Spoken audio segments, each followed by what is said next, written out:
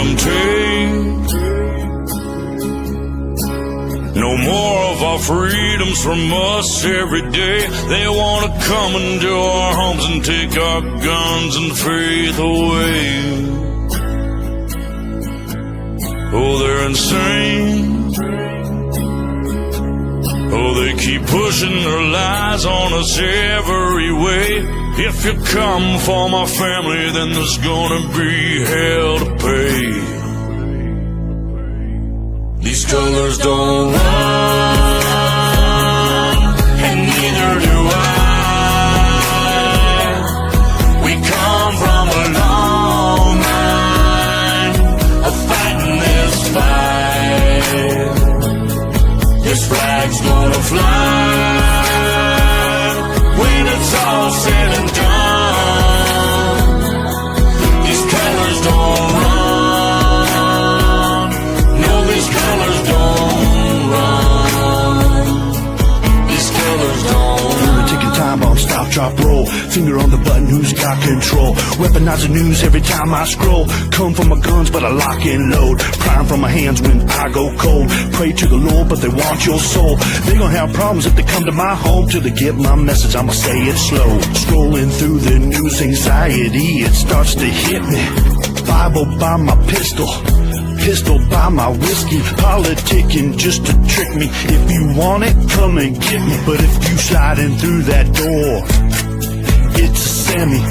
Fight for the stripes, but the blood still dripping. To the grave, all waving and the flag still whipping. They want my liberty, they won't strip it. They want my land, they won't get it. My grandfather's blue collar's dirty and frayed, cause he keeps rolling in his grave for what they did to this place. These colors don't run, and neither do I. We come from a long line of fighting this fight. This flag's gonna fly when it's all said and done. These colors don't run. No, these colors don't run. These colors don't run.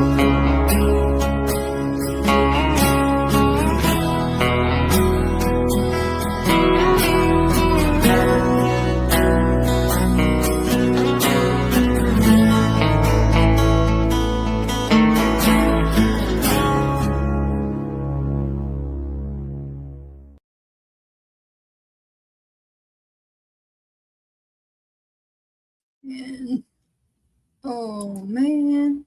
Okay. Hey everyone. Good to see each and every one of you. This wonderful day. Blessed day. I hope you all had a great day today. Darlene.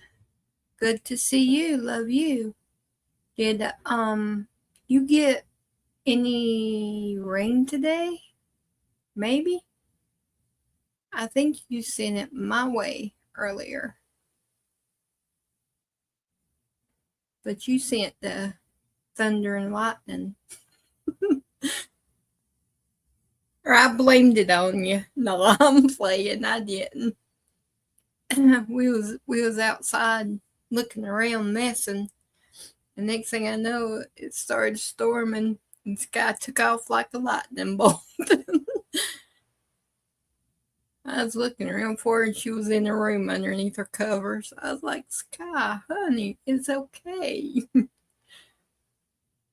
I said, I'll tell Darlene not to send the storms this way no more. Hey, baby brother, good to see ya. Love you. Tracy, good to see you. Love you. Hope you're doing well. Been praying for you. Bit back, good to see you. Love you. Mel, good to see you. Love you. Glad you was able to come. We've been praying for you. Hope you're feeling better. And baby brother, good to see you. Love you. Hope you're doing well. I seen you had a visitor today. That was cute. Cute little visitor. And Jeff and Terry, if you can hear me, good to see my big brothers, and I love you both. And then on Rumble, we got Susan, the first one, pretty much all the time. I love it. Hey, Susan, good to see you. Love you. Hope you're doing well. Praying for good weather. Jay Keeps, good to see you. Love you. Hope you're doing well and the weather is okay there. I know up above us is getting storms. So praying for anybody in the paths of the storms. And SL20, hey, good to see you, brother. Love you. Hope you're doing well too.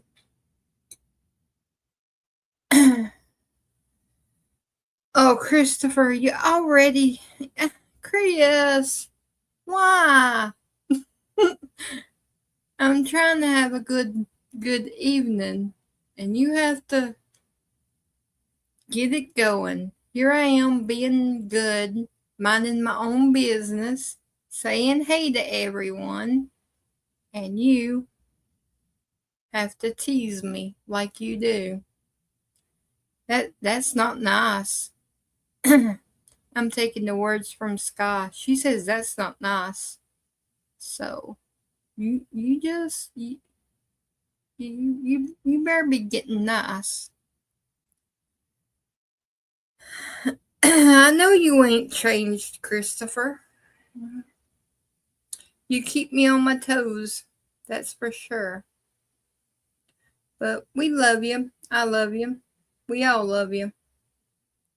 And can't wait until you are completely healed and home. Okay, before Sky sneaks on, she's busy doing something, so I want to play this. It's a little long, but a news reporter calling out this crap with Anthony, his supporters. So I'm gonna play it before she gets on here, and then we can talk about it. Here it is. Gathered outside claiming this was the latest example of Black lives not mattering. But what this process did is shown that Black lives do not matter in Collin County. This trial showed that it put emotions over the law. After Trayvon Martin and so many countless names, it has shown us that Black life is not safe in Collin County.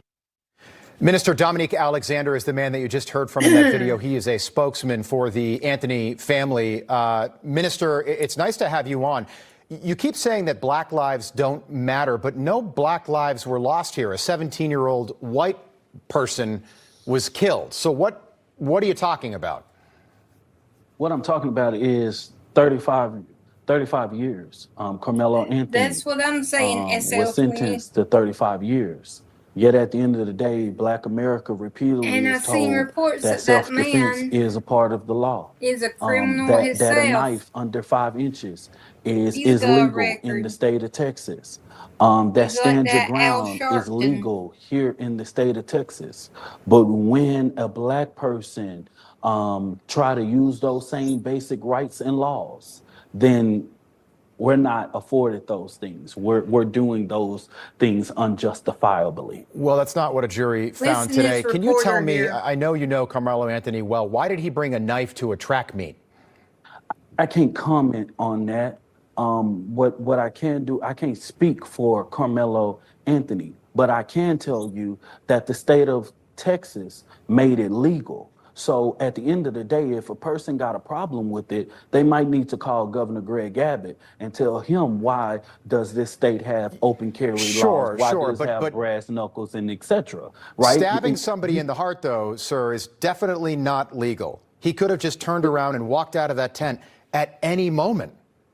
And And based on calling him out what on his you have been lies. told about the situation, I can see how you can take that fact. But the levels of injustice that was done in this trial is not how I was told, right? But at the end of the day, that's the reason why we're going to go through a full appeals process to ensure that the facts are being told correctly. But me and you are going to go back and forth No, on that's this fine. interview. Tell me. I'm curious. Tell me tell me what Like you think happened.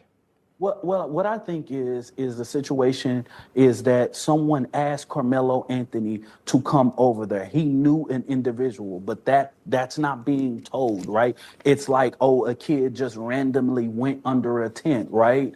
And he just sitting there, no one knows who he is. That's not the case, right? We know that Carmelo Anthony knew an individual, he knew a coach, he spoke about it. We also know that Frisco ISD should have counseled that. This wasn't just raining. We were under a tornado watch that day, right?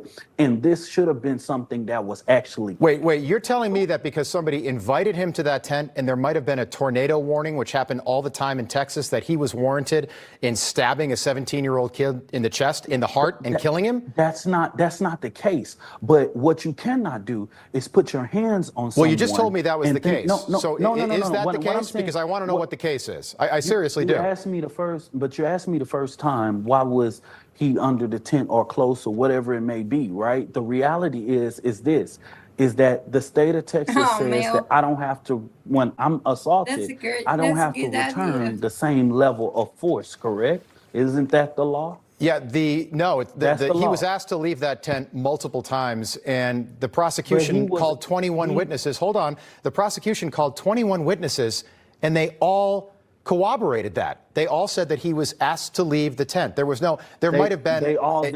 They all didn't have, no, sir. He was asked to leave the tent, so he could have left that tent at any time. He chose not to. That's why he's going to jail for 35 years. All 21 of them did not have the same story. They did not have the same story. And that's why so many people outside of that courtroom He just heard what he wanted to hear. If you look at anything about this case, all 21 of them did not have the same story. Tell me about the defense witness, because the defense did not call Carmelo Anthony. If Carmelo Anthony truly thought he was innocent, he's 19 years old. He's not a kid. He's 19 years old. Why didn't he take the stand in his own defense? And why did the defense's only witness change their story on the witness stand?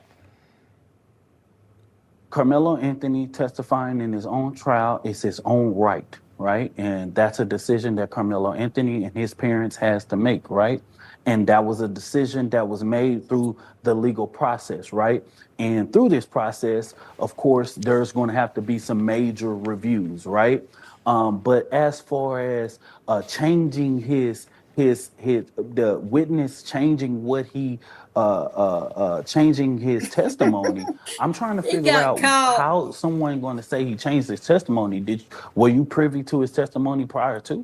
Well, he changed his testimony. He was, during cross-examination, he said that there was not an altercation under the tent, and he didn't witness an altercation. So I don't think that was something the defense was planning on, and clearly it didn't play well for this 12-person jury. Let me just ask you, can a black person ever just be convicted of killing a white person in this country without it becoming like a major race issue? Like some of the comments that you made outside the courthouse today, I don't know why you do that. You stir things up, you make it about race, and that could lead to rioting and protests and looting tonight. The bottom line is more people could get hurt. I'm glad that you will say that, why do we have to bring race in the situation? The reality is that if you know about this, I didn't say we. I said you. Why do you? Anthony's family. Not the black race. No. Let me make this very clear. As the president of the largest human and civil rights organization in North Texas, what I witnessed on April 3rd was white people going on posts in social media calling Carmelo Anthony a thug, not a 4.0 GPA, not a person that was he's a convicted murderer. murderer tonight, so he's a thug. Let me finish. He's a thug. He's not a hero. When you He's not a sit here and say hero. a black man is bringing race, his race shouldn't have never been a factor. He shouldn't have never. Jake Lane, I don't see you calling out Jake Lane that said Carmelo Anthony should sit there and be hung from a tree and shot outside the Collin County Jail. I never brought race into this situation. We had to. I didn't bring race into the situation either. You brought race into this when you made those comments that we played at the beginning of the segment, making this about race. We have to make sure that due process is done. All we want is our rights and be afforded the same basic rights that everyone is afforded to, sir. And I'm sorry if I gotta talk about my race to make sure that I can have the same afforded rights. Dominic, he had a fair trial, and you're certainly open. You can appeal that. But the last time I checked, it's not legal for white people to stab black people in the state of Texas either. Hey, Dominic Alexander, appreciate you being here. We got to leave it there. So I seen that, and I was glad somebody was taking up for the family. The reporters don't want to say the truth, but I seen that report, and I thought it was nice and refreshing to hear somebody sticking up for the truth. Finally. Okay. Yep.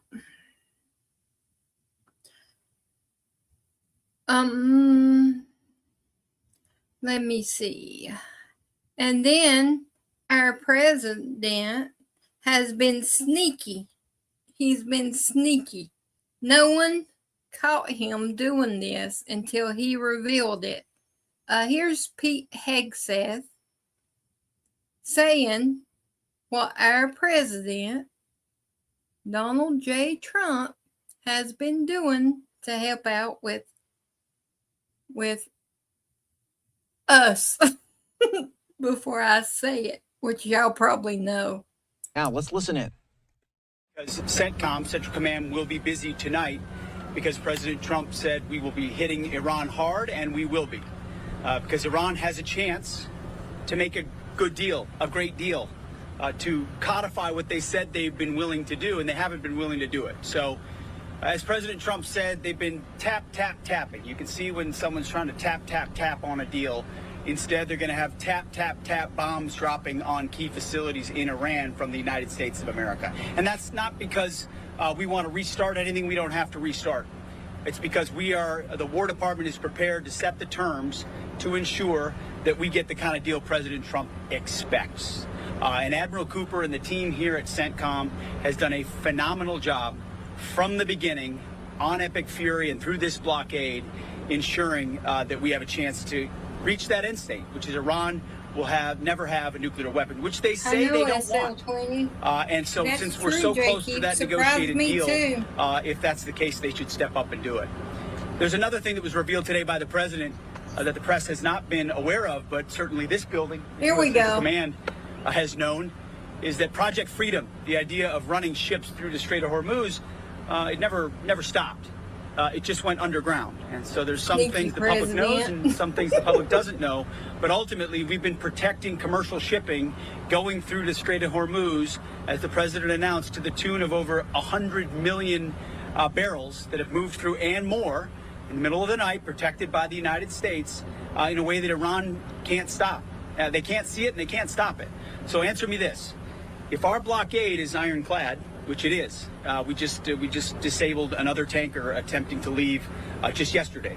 Our blockade has stopped almost 140 ships attempting to navigate in or out to Iranian ports. So if our blockade is ironclad, which it is, and we're able to move commercial shipping in and out of the Strait of Hormuz, who controls the Strait of Hormuz?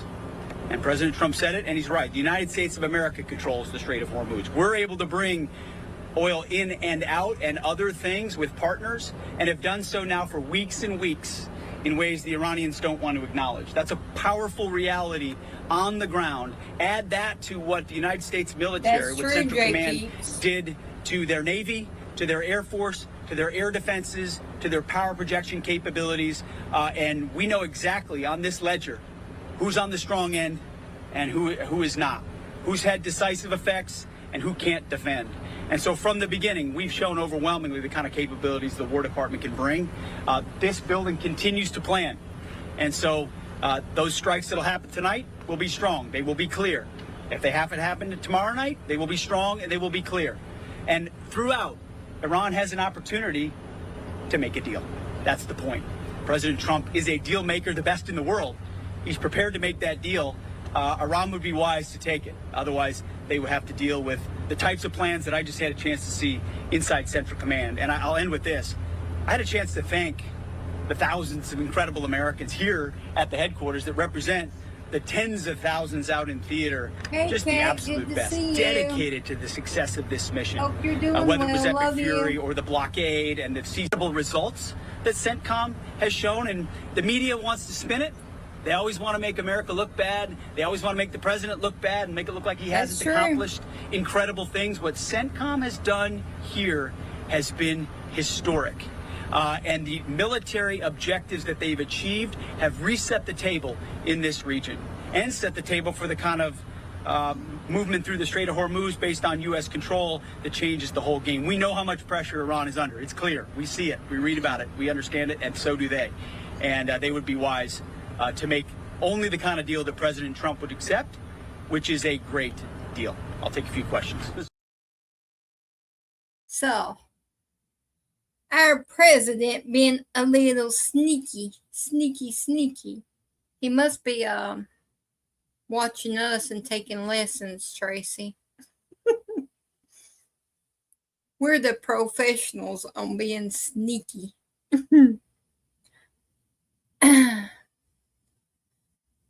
Yeah, I haven't talked to Gator Girl today, but I'm praying she's feeling better.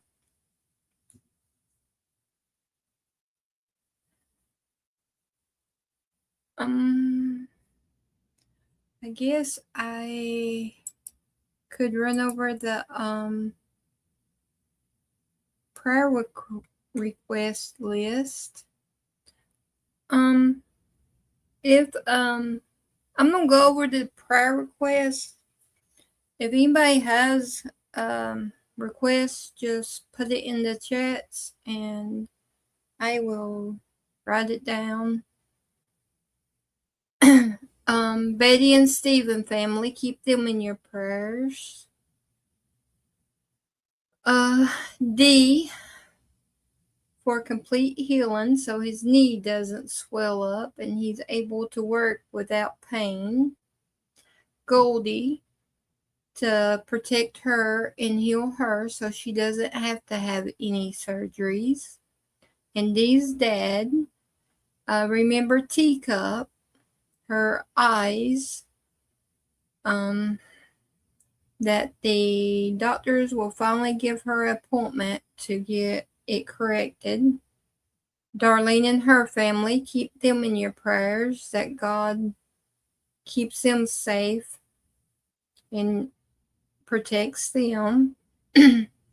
Bonnie and Cindy Chase, keep them in your prayers for healing and strength.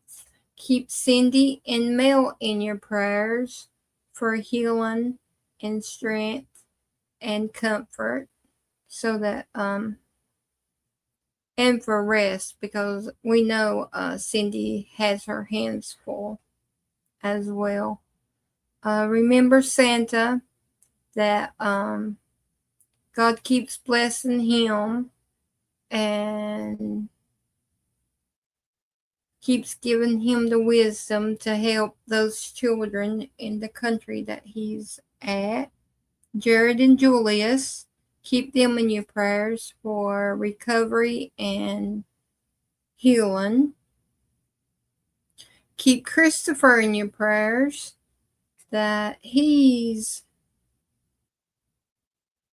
doing better and that God wraps his arms around him and gives him peace and healing, and his mama to give her a peace of mind and comfort and strength to be strong. And for Carrie, for his health.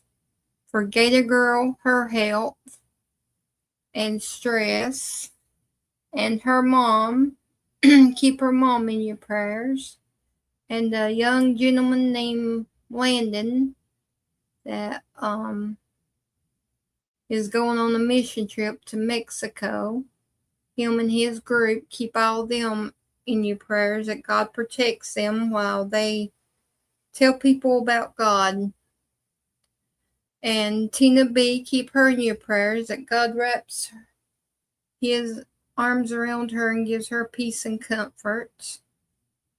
And Frances, keep her in your prayers, that God heals her and touches her family and gives all of them comfort and strength. And all of the unspoken prayer requests in our chat family. And remember each and every one of our family members. And the ones that's in these storms, keep them in your prayers too, in the path of the storms. Because this weather's been crazy lately. So keep everyone in your prayers. And like I said, if God places someone on your heart or mind, pray. Alrighty. Let me see. I found this national anthem, and I ran it through YouTube, and I didn't get no copyright, so I'm going to see who remembers this one. I remember it because it made me cry when it was sung. So we will see who remembers this one.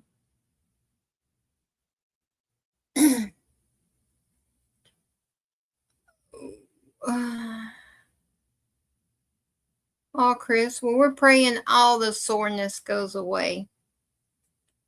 You won't be sore at all.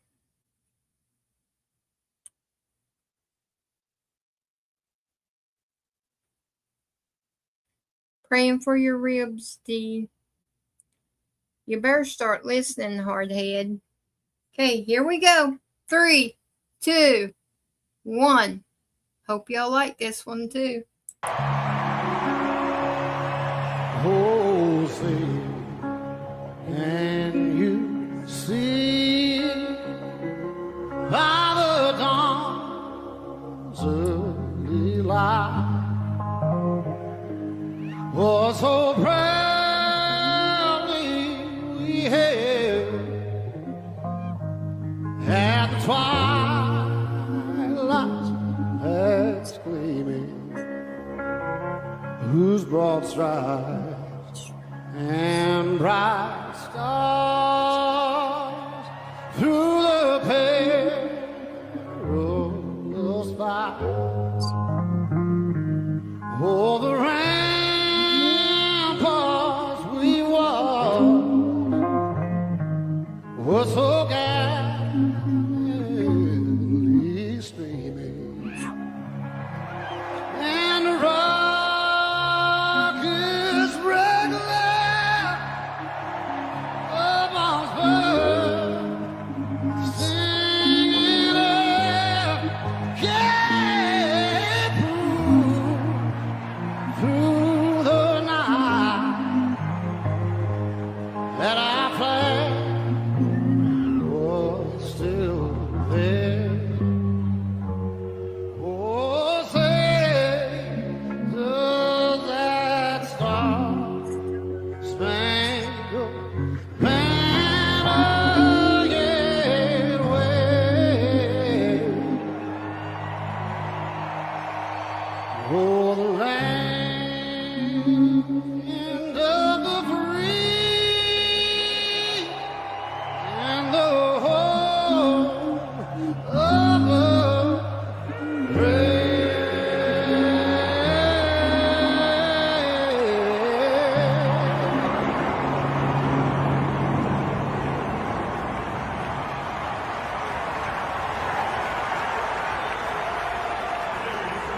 USA, USA, USA.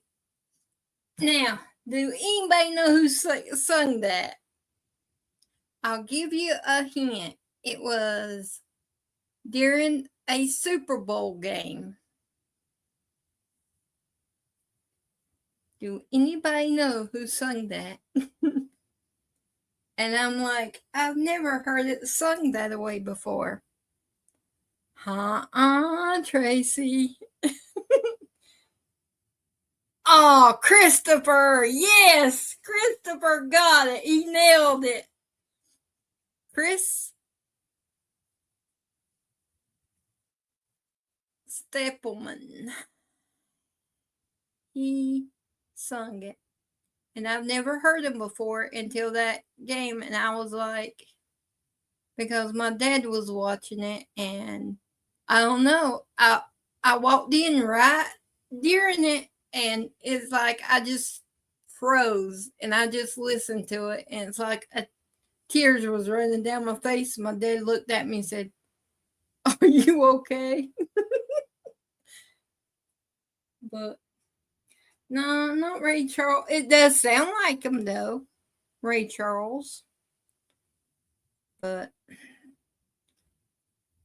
it was during one of the Super Bowls. I don't know which one. I just remember it was during it. But I found it and I clipped it. And like I said, YouTube didn't flag me. So I said, okay, good. I'll just make a video to go along with it.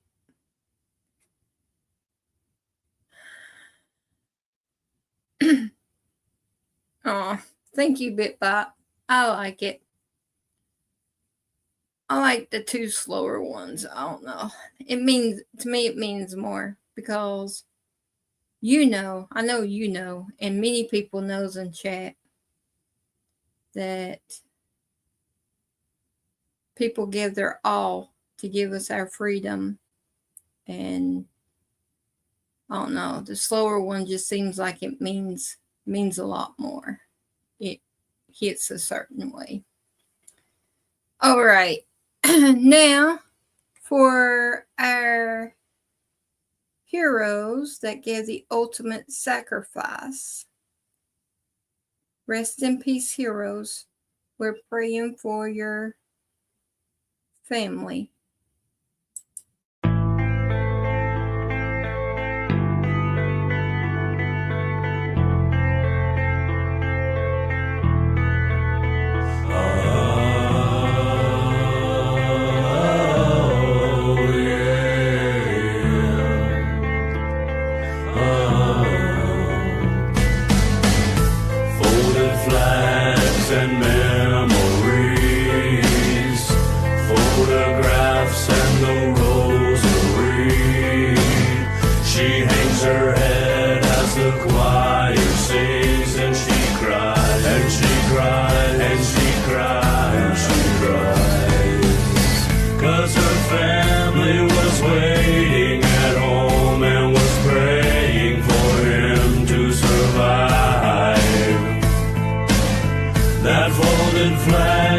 She now owns, she holds it close tonight. Shots ring out, another angel cries. Open up the gates when he arrives. As he fell to the ground, there was no fear in his eyes. They'll bury him before they bury his bride. For my people that are fighting. Tracy, you got my email address, don't you? You can send it through an email. Because with StreamYard, it only lets you upload so many minutes, like 4 minutes. So I have to email myself clips that are longer than 4 minutes. And I use the laptop and I clip them and adjust them to use. But you can email me if you need my email address. I can text it to you after we get done. But you could attach it to an email and send it to me. If it doesn't come through the text, Rest in peace, heroes. And again, thank you for your service. And then for the lives that was stolen by the illegal immigrants. Rest in peace, angels. And praying for your family, that God wraps his arms around each and every one of them and gives them peace and comfort, because it shouldn't have happened.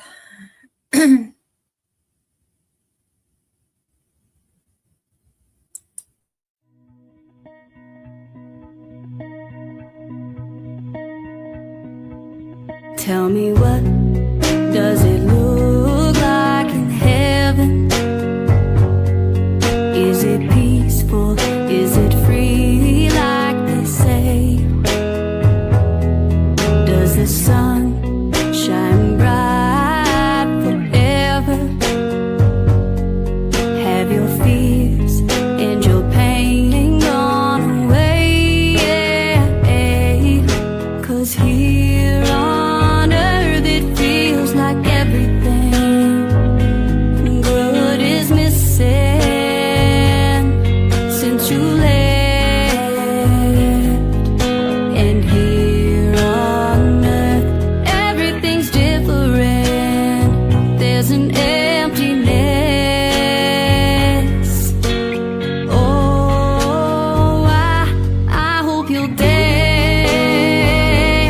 in the sky, and I hope you're singing in the angels' choir, and I hope the angels know what they have. I'll bet it's so nice up in heaven since you've arrived. So tell me, what do you do up in heaven? Are your days filled with love and light? Is there music? Is there art and invention?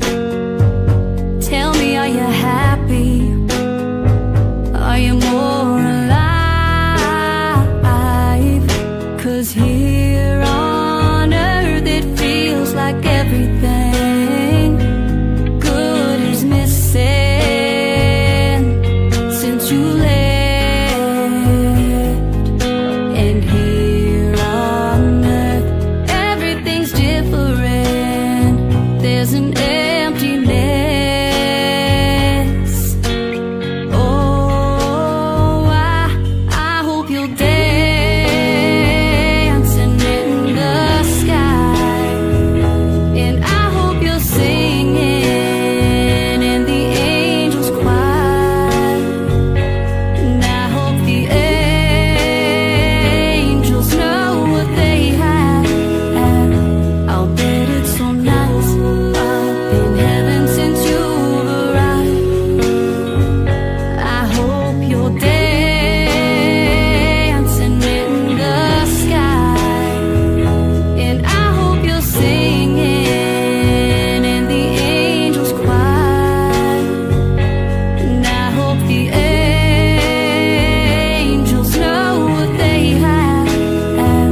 I'll bet it's so nice up in heaven since you've arrived. Since you've arrived.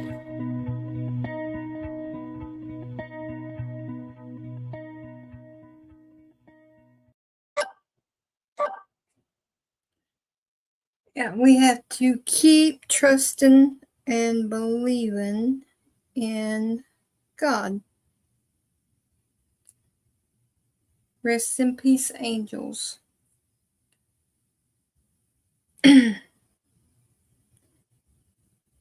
Alrighty.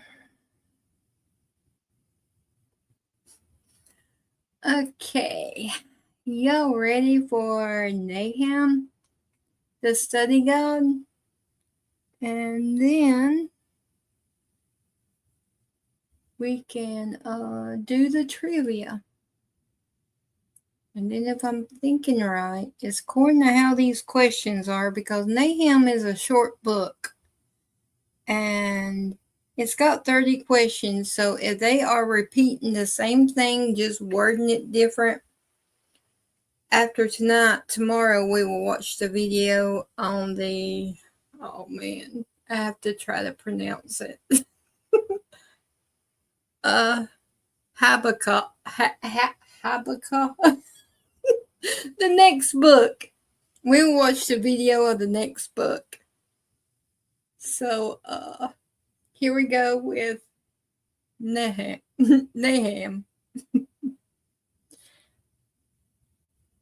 It's Habakkuk.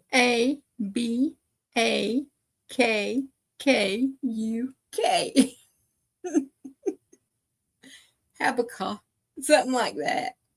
So here we go with Nahum. I give up. The Book of the Prophet Nahum.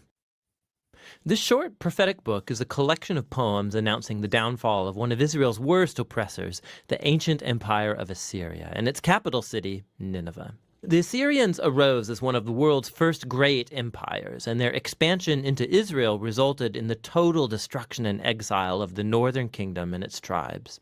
The Assyrian armies were violent and destructive on a scale that the world had never seen before, and so Israel and its neighbors were awaiting the downfall of Assyria, which eventually came in the year 612 BC. The Babylonians rose up and began a rebellion that overtook Nineveh and brought down the Assyrian Empire.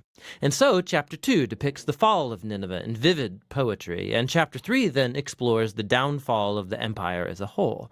But this book isn't just an angry tirade against Israel's enemies. The introductory chapter shows us that there is way, way more going on here. The book opens with an incomplete alphabet poem that begins by describing a powerful appearance of God's glory. It's very similar to how the previous book, Micah, began and how the next book, Habakkuk, is going to conclude. And it's God, the all-powerful creator, coming to confront the nations and bring his justice on their evil. And the poem opens by quoting from the famous line of God's self-description after the golden calf incident in the book of Exodus chapter 34. The Lord is slow to anger. He's great in power. He won't leave evil unpunished. And so the rest of the poem goes back and forth, contrasting the fate of the arrogant, violent nations with the fate of God's faithful remnant. When God brings down all the arrogant empires, he will provide refuge for those who humble themselves before him.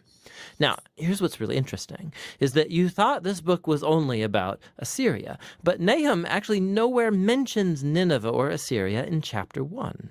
And when he describes the downfall of the bad guys, he uses Isaiah's language about the fall of Babylon, which happened much later in history. And not only that, Nahum also describes the downfall of the bad guys as good news for the remnant of God's people. It's a direct allusion to Isaiah's good news about the downfall of Babylon. And so all these little details from chapter 1, they come together to make a key point. For Nahum, the fall of Nineveh is being presented as an example, as an image of how God is at work in history in every age, how he won't allow the arrogant or violent empires of our world to endure forever. And so the message of Nahum is actually very similar to that of Daniel.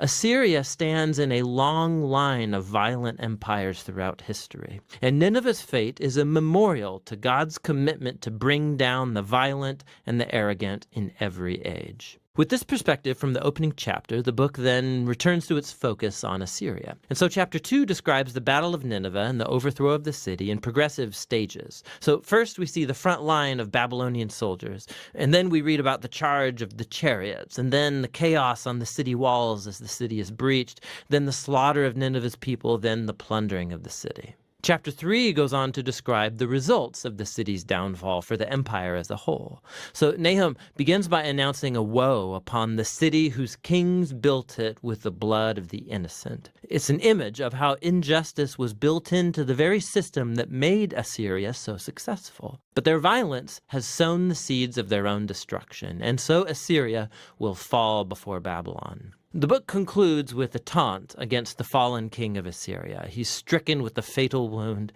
and from among all the nations that he once oppressed, no one comes to help him. Rather, they sing and celebrate his destruction. And that's how the book ends. Now, this is a gloomy book, But it's important to see how Nahum's message addresses the tragic and perpetual cycles of human violence and oppression in every age. Human history is filled with tribes and nations elevating themselves and using violence to take what they want, resulting in the death of the innocent. And the book of Nahum uses Assyria and Babylon as examples to tell us that God is grieved and that he cares about the death of the innocent, and that his goodness and his justice compel him to orchestrate the downfall of oppressive nations. And God's judgment on evil is good news, unless, of course, you happen to be Assyria. Which brings us all the way back to the conclusion of that opening poem in chapter 1, which tells us that the Lord is good and a refuge in the day of distress. He cares for those who take refuge in him. And so the little book of Nahum invites every reader to humble themselves before God's justice and to trust that in his time he will bring down the oppressors of every time and place. And that's what the book of Nahum is all about.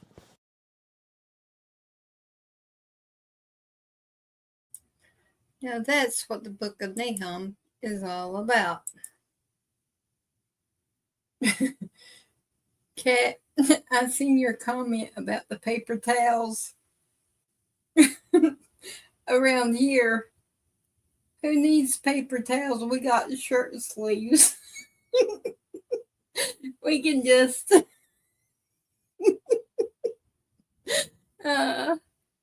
speaking. I was thinking about what Sky said. She's eating some ice cream in the car, and she had the window down, and it was blowing, and it was melting. She says, "Mama, it's leaking." I said, "Well, just use a paper towel." She says, "No, Mama, it's okay. I got my shirt." And that's what it made me think when I seen you say paper towels. Okay. Now let me it's true, darling. She's like her mother. We work with what we got. Okay. Here we go. Everybody ready? See, that was a very short book. And how they come up with 30 questions on this, I will never know. But they do, so there are probably a lot of repeats.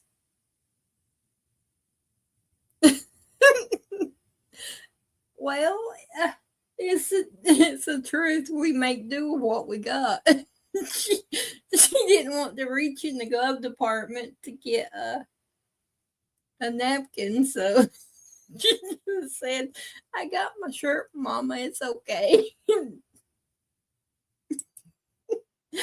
All right, here we go.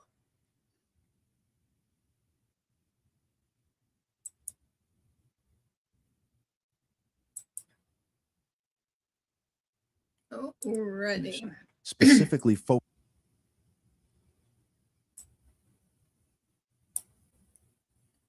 Okay.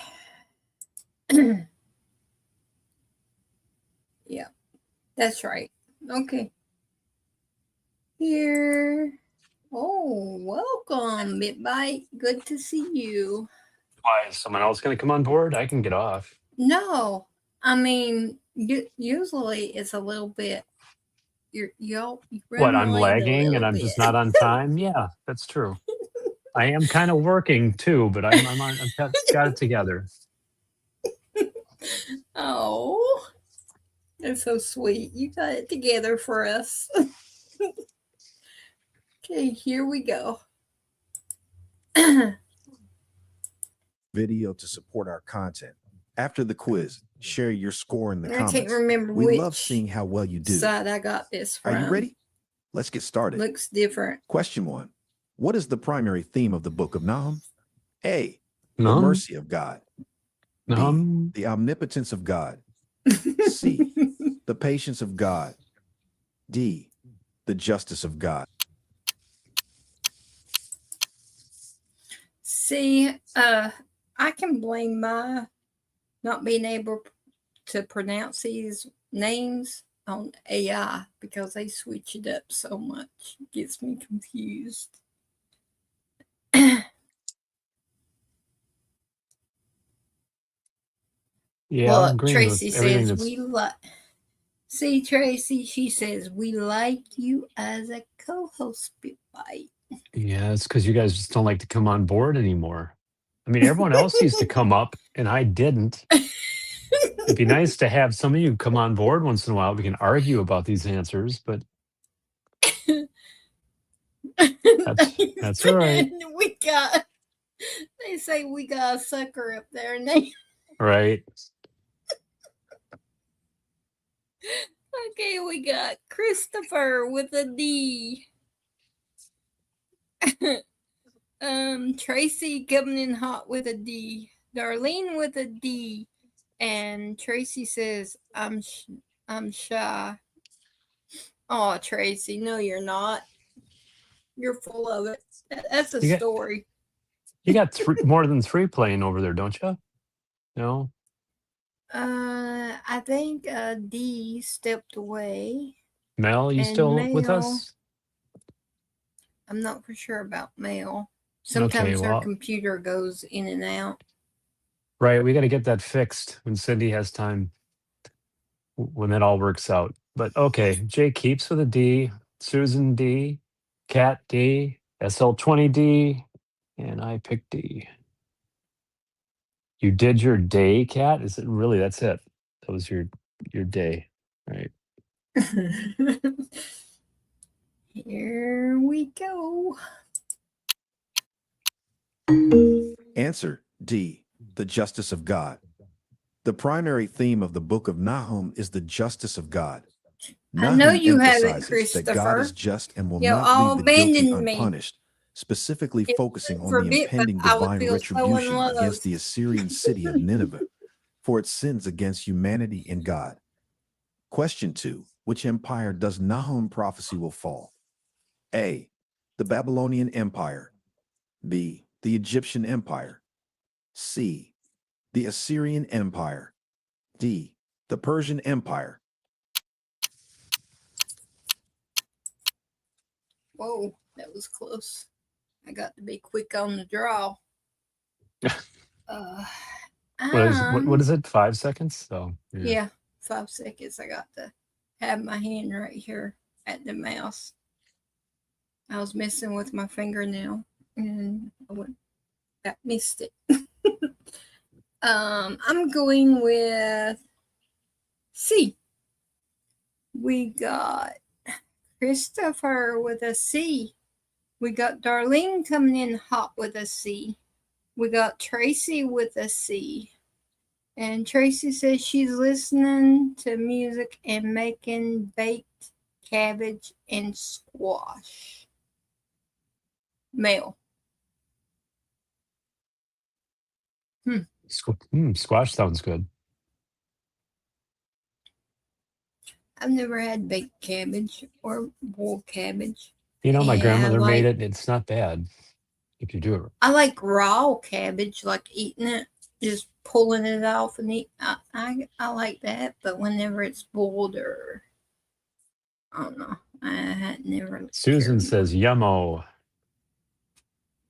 Susan wants some too.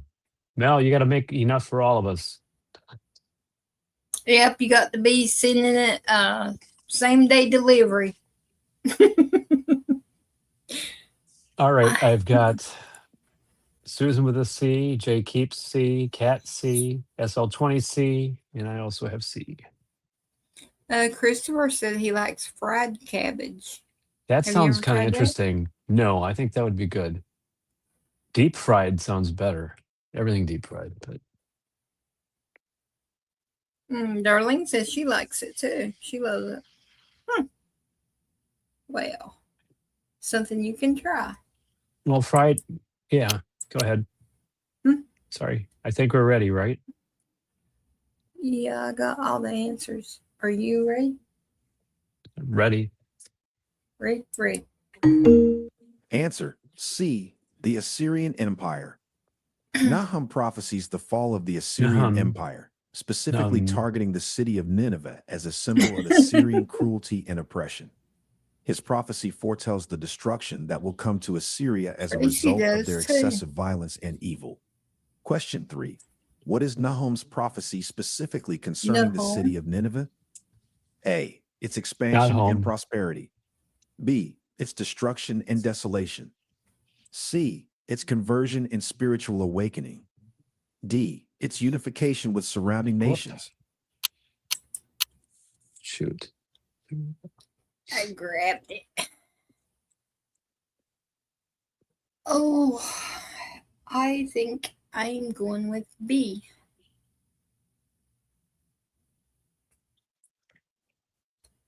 Yeah, I'm gonna go with B. We got Christopher with a B. We got Tracy with a B. And we got Darlene with a B.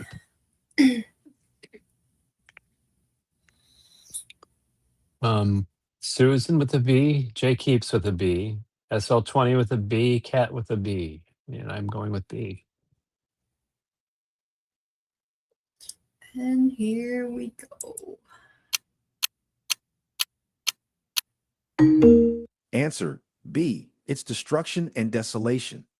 Nahum's prophecy specifically concerning the city of Nineveh is its complete destruction and desolation.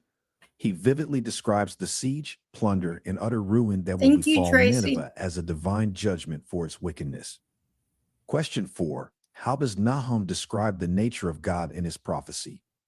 A. Indifferent and distant. B. Forgiving and forgetful. C. Hey. Jealous and avenging. D. What? Uninterested and passive. No, that's what he said. Hey, indifferent and distance. Hey. I am going with C. C. Christopher's going with an A. Tracy's going with an A. Uh-oh. Darlene's going with a B. Uh-oh. Oh my Me gosh, and we're Darlene's going across hanging the out board. there. Now, Tracy's going with B. And Christopher's going with B. Y'all leaving me hanging out here with a C. You I'm said C? staying. You didn't say C. Yeah. Yeah, I said C. C. I'm trying to remember. I'll go with you. Well, a lot of people on Rumble are too, but I'll go with C. Alrighty. YouTube, y'all want to throw me off the ship? Okay. Here we go. We're going to see. Well, hang on. What? Jay Keeps with a C. Oh, did you read yours off? Yeah. You kind of did. Jay Keeps with a C. Cat with a C. Susan with a C. SL20C. And I took C. So we're Rumble C. With Tina added to that.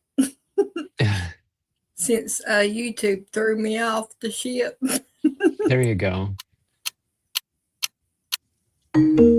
Answer C. Jealous and avenging. Nahum describes the nature of God as jealous and avenging in his prophecy. He portrays God as one who is slow to anger but great in power and will by no means clear the guilty, emphasizing his wrath against sin and injustice. Question 5. What historical events related to Assyria are mentioned in Nahum's prophecy? A. The construction of the Hanging Gardens. B. The expansion under Sargon-II. C. The siege and fall of Thebes. D. The alliance with Israel.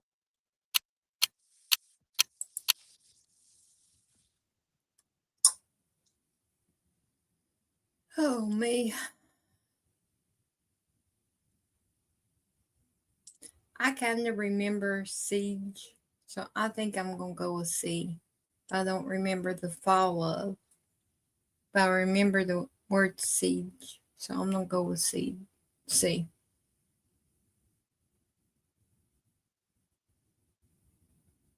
Because none of the other answers has siege in it. Yeah, but I don't remember. No, I'll go with you. They talked about siege, but I don't remember. I'm going to mispronounce it.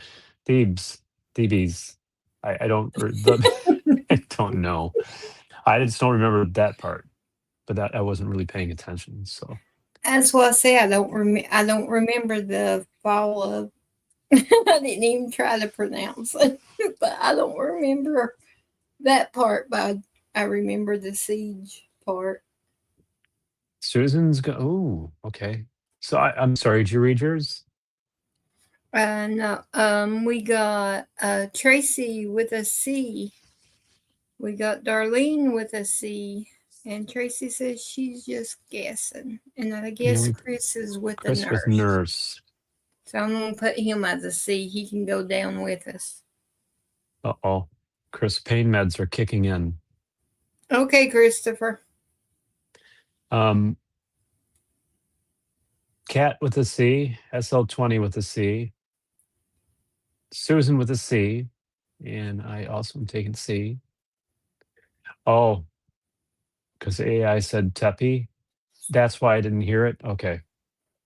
Jay Keeps with a C. We're in. Alrighty. Here we go. Christopher with Answer C. The siege and fall of Thebes. Nahum mentions the historical event of a serious siege sounds and like fall he's of saying Thebes, thieves. no Ammon, as a precedent to what will Right. happen to Nineveh. This serves as a warning that no city, no matter how fortified, is invulnerable to divine judgment. Question 6. What imagery does Nahum use to describe the siege of Nineveh? A. A flood of waters. B. A cloud of locusts. C. A gathering storm.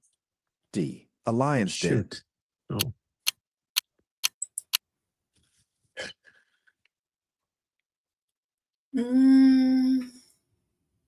I think a flood of waters. I'm going with A.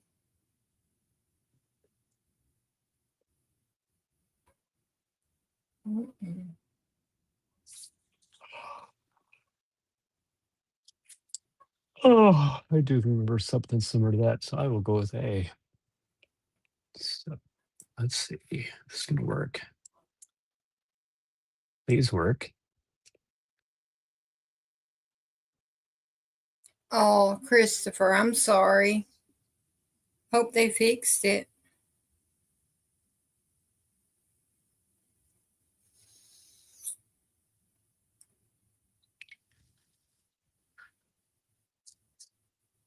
I'm not trying to be funny, Chris, but are you taking a little trip? I'm just wondering what they have you on. It's not Mountain Dew. It's got to be stronger than that.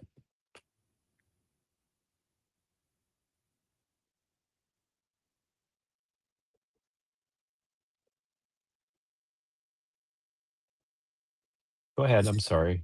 Oh. We got Darlene coming hot with an A.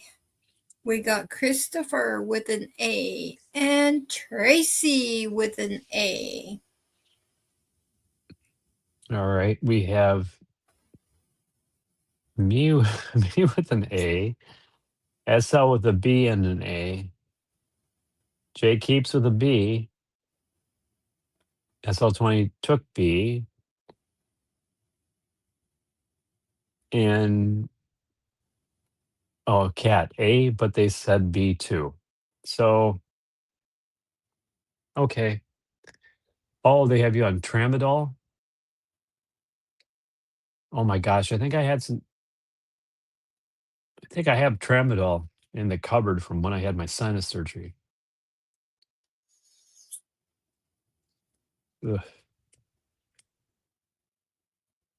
I'm sure they're telling you drink plenty of water with that. Oh, Christopher. So we got a mix of answers. Oh, Jay Keeps, it might be A after all. I'm glad we don't have to answer these in 5 seconds. That's what I think we got as long as we want. Right. So I think we're ready. Alrighty. Here we go.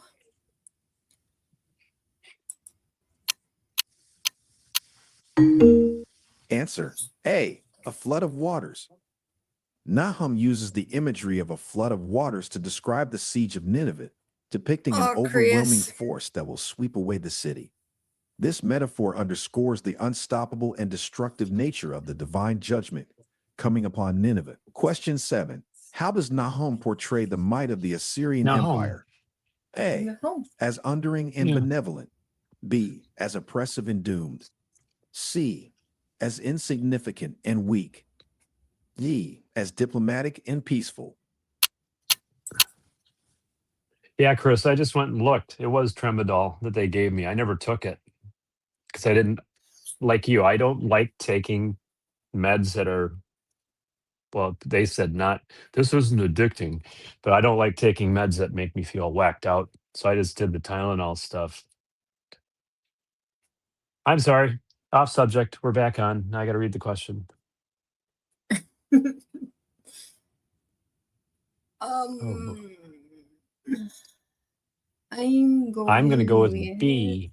B with you. Well, I'm And going with Christopher. Christopher. Tracy with a B too, coming in hot. And Darlene with a B. with A, B, or B? A, B. A B. 1B. All right. Jay Keeps with a B. Cat with a B. Susan with a B. SL20B. And I took B. That's right, Christopher. I don't like taking any medication either. I just don't like it. And especially pain medication. I won't even take ibuprofen or Tylenol. I don't want none. I will do Excedrin migraine because it works. That's the only thing. If I get that neck migraine thing going on in the eyes, yeah. But that's about it.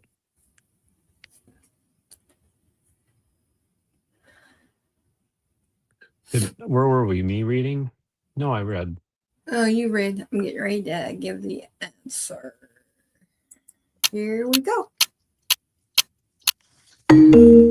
Answer B, as oppressive and doomed. Nahum portrays the might of the Assyrian Empire as oppressive and ultimately doomed. While acknowledging their power and terror, he emphasizes that their end is near due to their cruelty and sin against God and humanity. Question 8. What are the reasons given by Nahum for Nineveh's Yeah, that's downfall? true, Chris. A, economic failures. B, diplomatic errors. C, moral corruption and violence. D, natural disasters. C. Oh, I'm sorry. Isn't you coming in hot?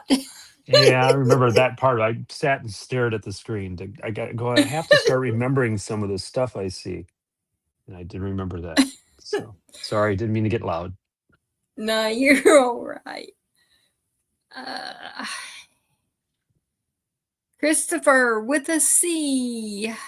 Tracy coming in hot with a C. And Darlene with a C. And I'm taking C.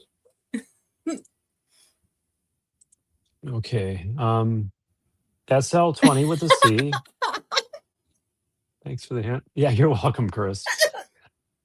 Cat with a C.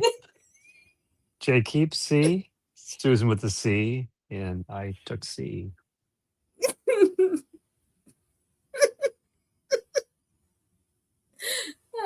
Chris, you're not right.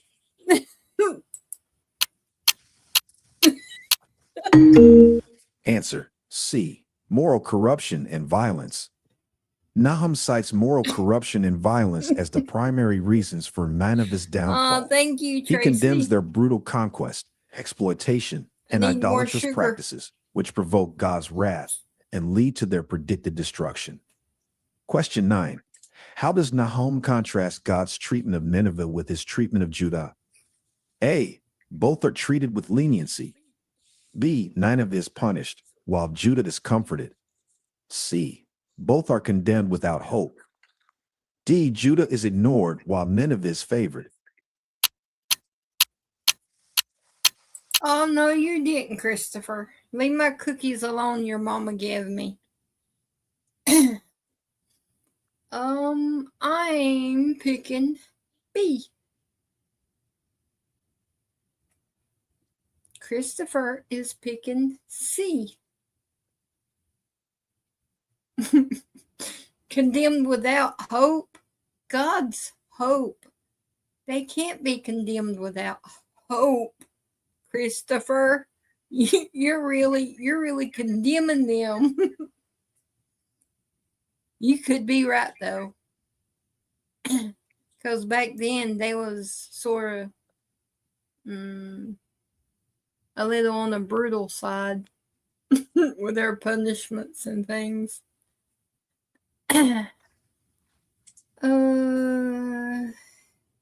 Christopher coming in with a C. Darlene coming in hot with a B. Tracy with a B. And thank you so much, Tracy, for all the candy and soda. Susan with a B, Cat with a B, SL20 with a B. I took B.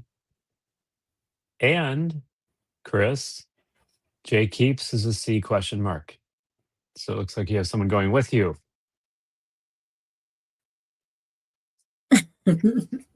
It's good to have somebody with you, Chris. You don't feel alone. Like y'all did me. Y'all threw me off the board, off the boat. Answer B. Nineveh is punished while Oh, Judah is Susan, comforted. now we're talking. Nahum contrasts God's treatment by showing that while Nineveh is destined for destruction due to its wickedness, Judah is given words of comfort and promise of restoration. This highlights God's justice in punishing the wicked and his mercy in restoring the faithful. Question 10. What symbols and metaphors does Nahum use to illustrate destruction? A. Trees and mountains. B. Sun and moon. C. Fire and whirlwind. D. Rivers and seas. Whirlwind. Whirlwind.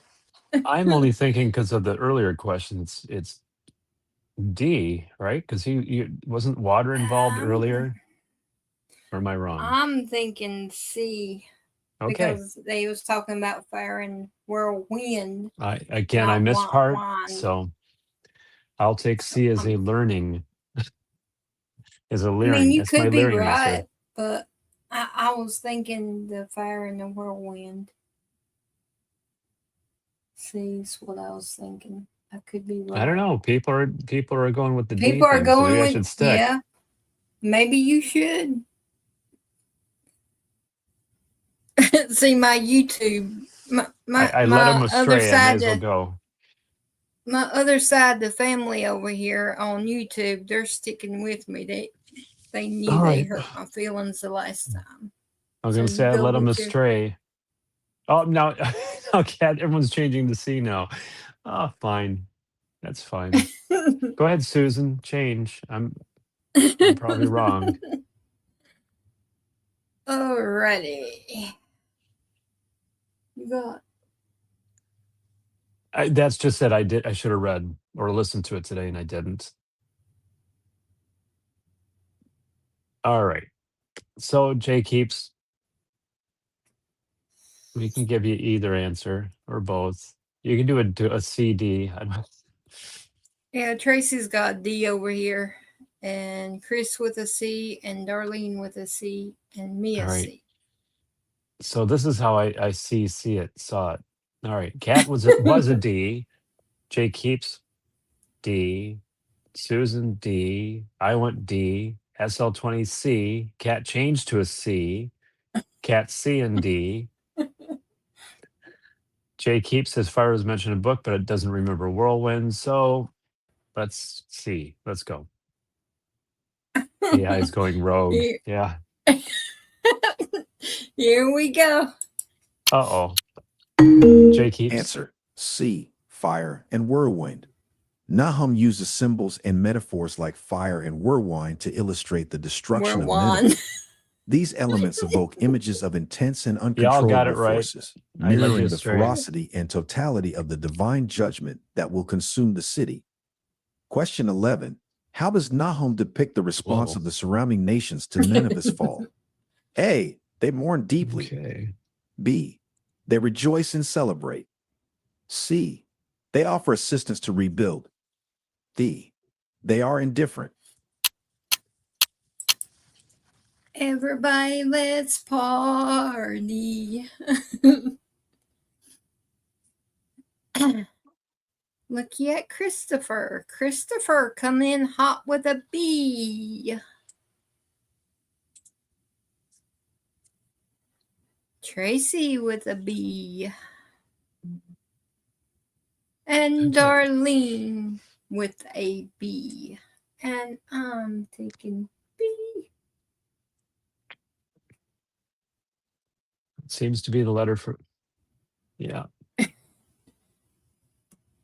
So SL20 with a B, Jay Keeps with a B, Cat with a B, Susan with a B, and I went with B. Alrighty. So Here everybody's we in. go. Answer B. They rejoice and celebrate. Nahum depicts the response of the surrounding nations to Nineveh's fall as one of rejoicing and celebration. He suggests that Nineveh's neighbors, who had suffered under its tyranny, will be glad to see its downfall, seeing it as divine retribution. Question 12. What poetic devices are prominent in Nahum's writing? A. Allegory and irony. B. Simile and metaphor. C. Understatement and sarcasm. D. Personification and hyperbole. I'm going with, if I remember my meanings, I'm going with B.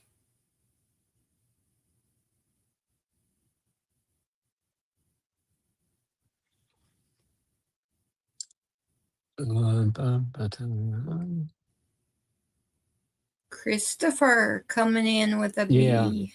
Tracy coming in hot with that's a right. B. And Darlene with a B.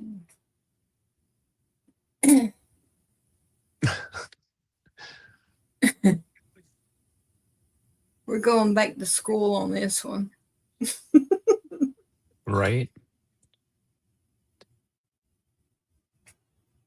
Okay. SL20. Oh, there we go. All right. So SL20 with the B, Jay Keeps B, Cat B, Susan B, and I also went with B. Alrighty. The answer is Answer B. Simile and metaphor. Simile and metaphor are prominent poetic devices in Nahum's writing. He Simile. effectively uses these techniques to Yeah. create vivid images of the devastation that awaits Nineveh and to emphasize the Simile. power and justice of God in poetic terms. Question this 13. AI must be How does Nahum's listening vision to of me God talk. differ from that of other prophets? A. More wrathful and less merciful. B. More merciful and less judgmental. C. Identical in wrath and mercy. D. Focuses exclusively on God's love. Okay, now these questions are getting a little Right? out of it. So tomorrow we'll just watch the movie of the next book. You can pronounce it if you want to. It starts with an H. They actually said it in the beginning or during the study guide. He did talk about it. He talked about the next book coming up, how this is different than that. Okay. But, Say yeah. it. Say it for me. No, I don't have it in front of me to pronounce. We're good. Okay. Thinking A. We got Christopher with a B, Tracy with an A, coming in hot, and Darlene with an A.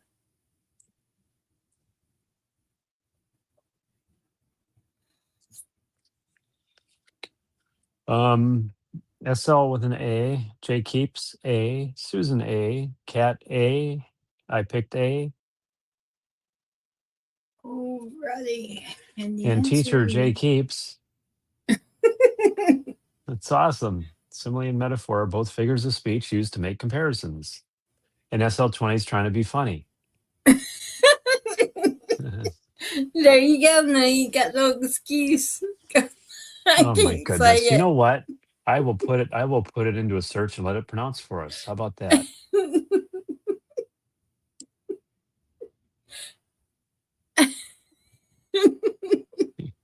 You think I'm kidding?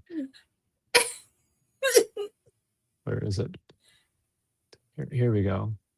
I want to say Habakkuk, something like that. I'll turn that up. Where are you going? Come on. Yeah, English. Duh. Tap and read. I don't want to read it. I want you to read it to me. Oh my goodness. It's not going to work. Oh, here we go. There you go. Habakkuk. You ready? You hear that? Yeah, Habakkuk. Habakkuk. Habakkuk. Okay, it's going to get really loud on my end with my audio, but here we go. Here's some different pronunciations. Habakkuk. Okay, let's try the next one. Oh, there we go. Some say Habakkuk. I think Habakkuk, but let's see what the third one is. Habakkuk. Habakkuk. Habakkuk. All right. Habakkuk. Habakkuk. What? No. Have a cake. Have a cake. Have a cake. So technically, any way I pronounce it is okay. Have a cake? This one's worse. I'm going to go with this. Habakkuk. I like that. I guess it depends where you are in the world, right? How you... I guess. So, I guess. Let's see. Habakkuk. Okay. So SL, which one did you like? I'm getting them all wrong. So anyway, where are we now? Which one, Cat? Oh my goodness. I'm going with have a cake. Have a cake? Susan liked that one too. It's easier to remember for me because it's sweet. Have a cake. Alrighty. There you go. Have a cake. I like that. All right. I want to have a cake. Have a cake.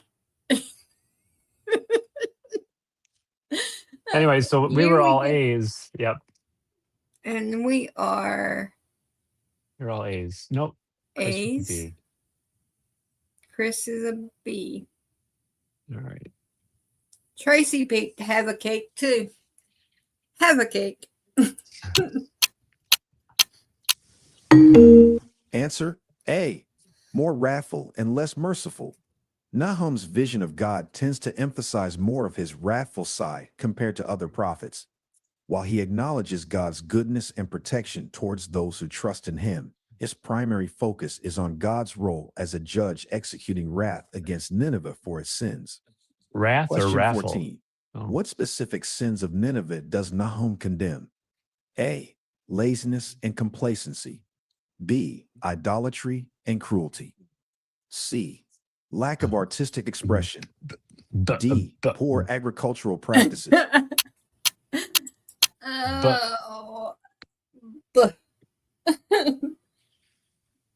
Of a B. Christopher coming in hot with a B. Tracy with a B. And Darlene with a B. And I'm taking B. All right. I took B. SL20 with a B. J Capes with a B. Cat B. Susan B. You're right on the right question, Cat. You should be fine. So we're all B. Alrighty. The answer is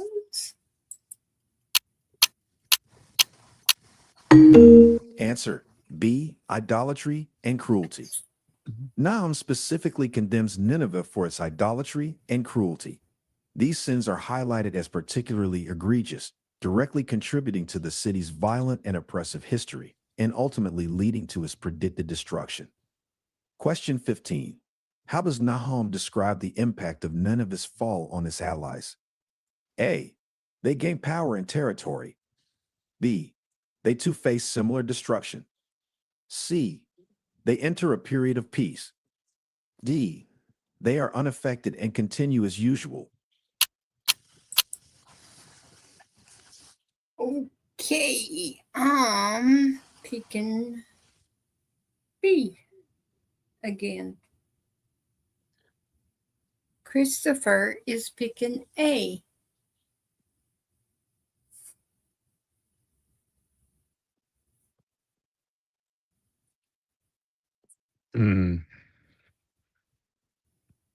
Darlene with an B.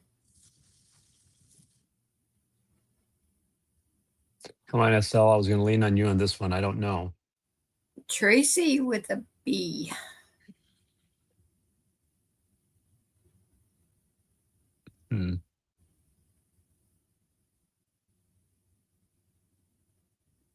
Yeah, it would make sense.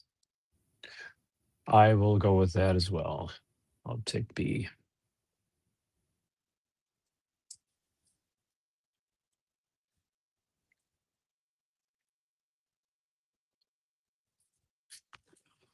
Uh-oh. SL's out of the box. Yeah, well, he wanted me to answer on my own, so I did. So I picked B. Susan picked B. SL20's with A. He's with Chris. Chris picked A. Tracy. Oh. Yeah, SL is going to go down with you, Chris. You're not alone. Now he changed his answer. Oh my goodness. Cat B. That wasn't nice of you. SL20 changed to a B. And Jay Keeps picked A. Christopher, you can switch and come with us if you want to. Your mama says, no way, Chris. Oh, SL We're not changed to going B. now. So now it's everyone's a B except for Jay Keeps is staying with A.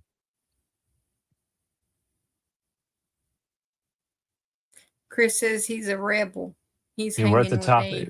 We're at the top of the hour. So was this the last one? We're going to do one more. Okay. We can do one more since this is it. So much fun. Book. Okay, let's. Okay. Here we go. Rebel. Hold on, Rebel. Answer B. They too face similar destruction. Nahum describes that the fall of Nineveh will have a domino You effect got your on its life allies, jacket on, who Rebel? will face similar destruction. This prophecy underscores the idea that alliances with wicked powers will not spare nations from divine judgment. Rather, they will share in the consequences of associated evils. Question 16.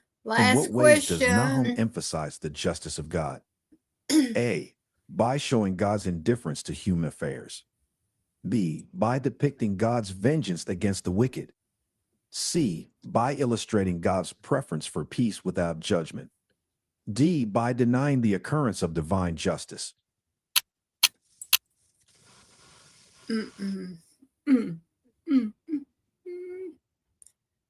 I'm going with B again because they say B's the most popular answer, so I'm going with B. I wouldn't follow me if I was anyone unless you know.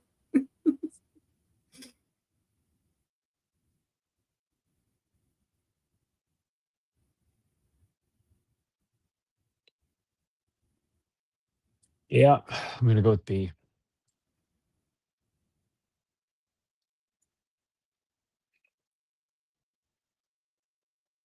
Trying to remember the study guide. Darlene with a B. Christopher coming in hot with a B And Tracy with a B. So all B's over here Okay. in YouTube world. Kat's a little behind, so we'll wait for her. But Jay keeps with Yeah. a B. SL20, I think B. Susan B. I pick B. We'll give Kat here a minute. Okay. I think she started lagging out. What? Chris says he ain't going down this time. All right, and Kat came in with a B. Alrighty. The final answer is everybody's got B's across the board. We're going out on a good note here.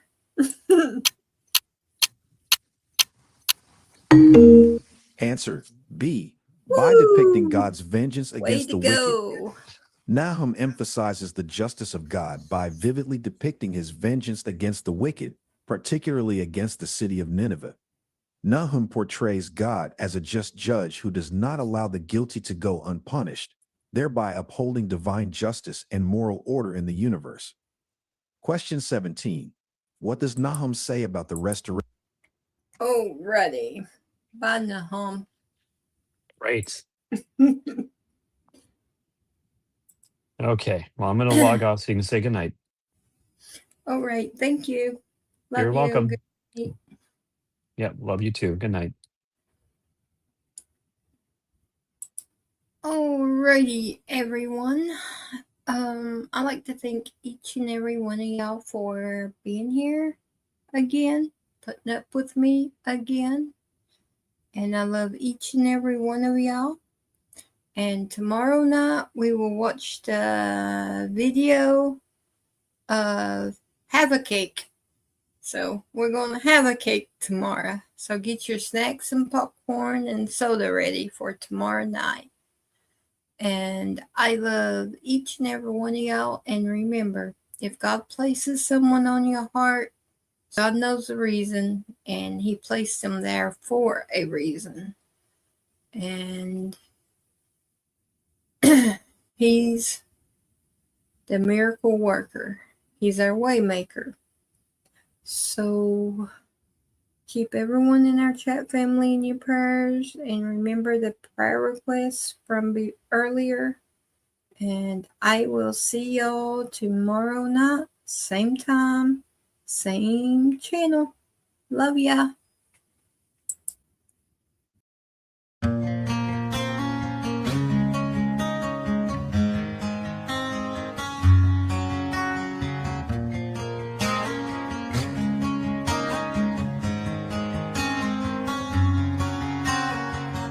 Every step I take, every stride I make, I look around, sometimes I feel alone. Think about this life I live, only so much time to give. I'm on the run into the unknown. The line I'm walking's a straight one, outside I say it ain't fun. I'm not here to impress anyone. Chasing dreams ain't always what it seems. We only get one life, sometimes it's hard to see. Making a difference might be my deliverance. When it comes to freedom, yeah, that's where I find it. The hard path in life can be a lonely one. Not too many walk this road I'm on.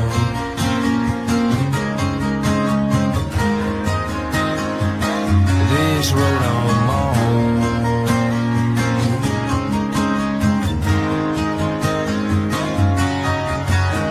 Head down since I left town, sorry for the letdown. Don't know the next time that I'll be around. When I ask myself why I do what I do, there's a couple reasons, yeah, I can count a few. To all the ones that are proud of me, to all the ones that doubted me, thanks for watching my dreams become reality. Chasing dreams ain't always what it seems. We only get one life, sometimes it's hard to see. Making a difference might be my deliverance. When it comes to freedom, yeah, that's where I find it.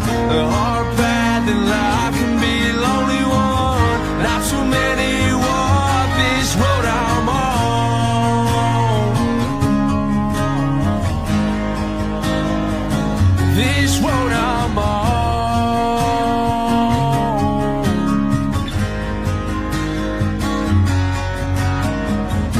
Chasing dreams ain't always what it seems. We only get one life, sometimes it's hard to see. Making a difference might be my deliverance. When it comes to freedom, yeah, that's where I find it. The hard path in life